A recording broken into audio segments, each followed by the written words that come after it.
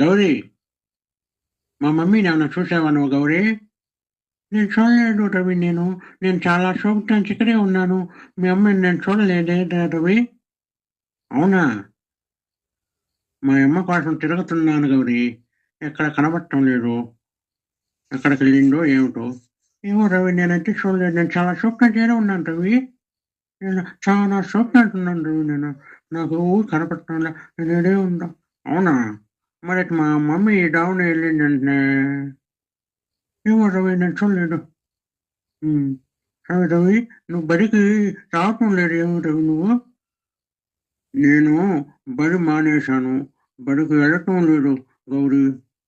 వెళ్ళకపోతే ఎలా రవి?